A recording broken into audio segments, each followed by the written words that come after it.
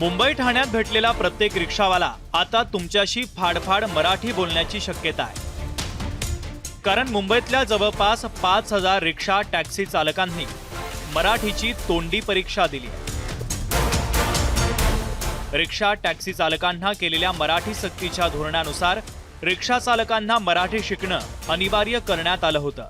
त्यानुसार व्यवहारी मराठी शिकलेल्या रिक्षा चालकांनी मराठीची तोंडी परीक्षा दिली आहे। त्यामुळे मराठीची परीक्षा पास झालेला एखादा रिक्षा चालक तुम्हाला भेटण्याची शक्यता नाकारता येत नाहीये। आम्हाला विचारले की तुम्हाला गोल्डन जायचं आहे, किती वेळ लागणार? मी बोललो ट्रॅफिक नाही असला तर 10 ते 15 मिनिटमध्ये, आणि ट्रॅफिक असला तर जास्त उशीर लागणार। तरी विचारले की ही सांगा की अगर बारिश आला तर काय करणार, बरसात आला तर काय करणार? मी बोलला पारदा खोलून आरामामध्ये सावकाश बसा। टीचरने जे शिकवलं एकदम चांगलं शिकवलं आणि मला एक वेळेवर ते काम हे झालं। परीक्षेचा निकाल 17 ऑगस्ट रोजी लागणार असल्याचं सांगण्यात येत आहे।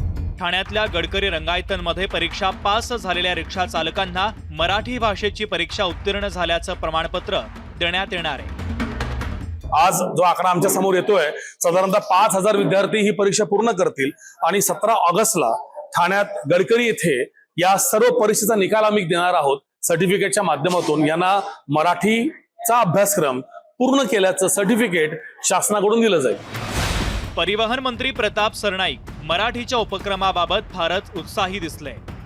अमराठी रिक्षा टॅक्सी चालकांना मराठी शिकवण्याच्या या उपक्रमाबाबत ते भरभरून बोलले।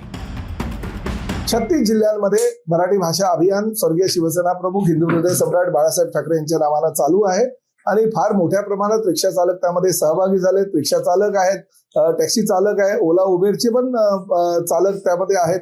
1,10,000पेक्षा जास्त रिक्षा चालकांनी ह्या अभियानामध्ये भाग घेतला। 17 तारखेला त्याच्या समारोपाचा कार्यक्रम ठाण्याच्या गडकरी रंगायतनमध्ये एकनाथ शिंदे साहेबांच्या शुभ हस्ते होणार आहे आणि ते झाल्यानंतर राज्यामध्ये मराठी भाषेचा जो कायदा 1989चा आहे त्यानुसार कारवाई केली जाणार। मराठी शिकलेले हे रिक्षा चालक आणि टॅक्सी चालक प्रवाशांसोबत मराठीतच बोलतील अशी अपेक्षा आहे आणि मुंबई ठाणेकर सुद्धा सवयीप्रमाणे हिंदीत बोलणार नाही अशी सुद्धा अपेक्षा आहे। भाग्यश्री प्रधान, जय महाराष्ट्र, मुंबई।